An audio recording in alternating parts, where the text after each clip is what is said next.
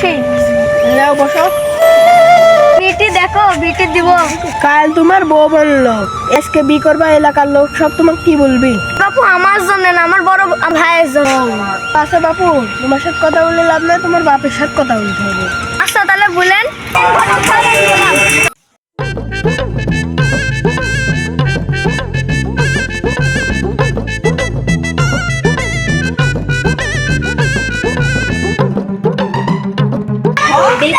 Gym ভাই, ও gym ভাই, কি হলো ভাই? ছেলের বিয়ে কথা বলছি, তা তুমি কি বলবা?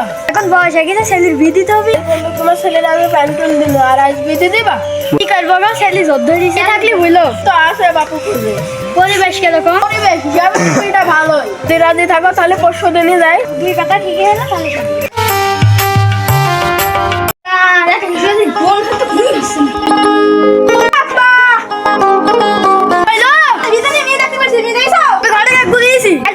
যাবো যা করবো তপ করে করবা। গেলাম কালকে দুজনের বিয়ে হয়। আব্বা থামেন, আমার ছোট ছেলের ব্যাপারে আমি দেখলাম আজকে ঘটনা। আর আমার ছোট ছেলে যায়, তাহলে ঠিক আছে। ও ঘটক মশাইয়ের খবরটা ওর কি? ওর ভালোই, যদি তোমরা এখনই দিব। চলেন যাওয়া যাক। যাও, ছেলে রেডি করলে আসো। তাহলে যাই আমি, আপনি এখানে বসো। আব্বা রেডি করো, চলো আমি দেখতে যাই। তুই আর ছেলে যা। আমার ছেলে কো আনো। জুবাইর কি হইলো? এই যা। কোন যাবো? যাই তো ঘটকের সাথে আমি দেখে যা। কাজ হয়ে দেখছো?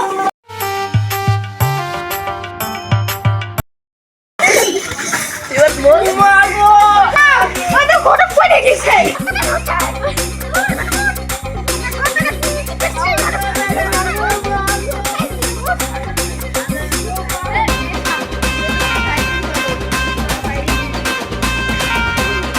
ও নাফিস ভাই, হ্যালো। তোমার বিল খোঁজে এলাম, আমি দেখো ছেলে দেখতে আইছি।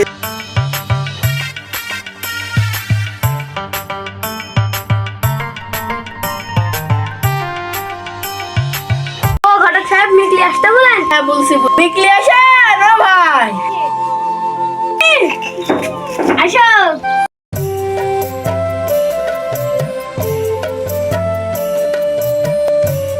আসো আসো আসো। এই দেখো, মাশাআল্লাহ মেয়ে আমারে ভালোই পছন্দ। বিদ ডেটটা ঠিক করবে নাকি? ও দিন দেখি ঠিক করেন। আগামী রবিবারে একটা শুভ দিন আছে, তাহলে ওই ডেটটা ফাইনাল করে। কি হলো?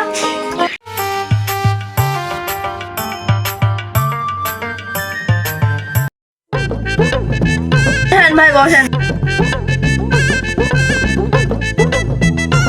কিরে তোর কি মেয়ে পছন্দ? খাওয়া দাওয়া তো ভালো হলো ভাই, এবার আপনার মেয়ে ডাকলে আসি। ভাই লে আসি। টুনি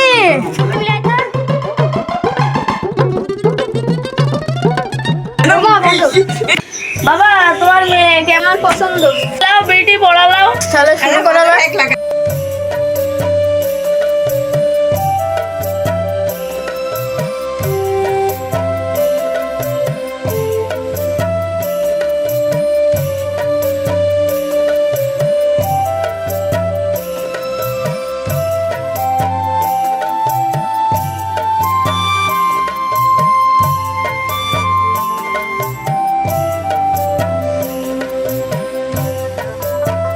রবেলাপুর গ্রাম নিবাসী নাফিস শেখের মেয়ে টুনি খাতুন 10,001 টাকা দেড় মোহরে তোমাকে শাদী করতে রাজি আছে।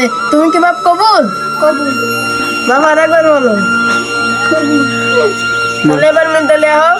নিবাসী জিম মন্ডলের ছেলে জুবাইর মন্ডল 10,001 টাকা দেড় মোহরে বিয়ে করতে রাজি আছে। মা বিয়ে করতে রাজি থাকলে বলো মা কবুল। ভালোই ভালোই বিয়ের কাজ সম্পূর্ণ হলো আল্লাহর রহমতে। তাহলে এবার সবাই আমরা হাত তুলে দাও।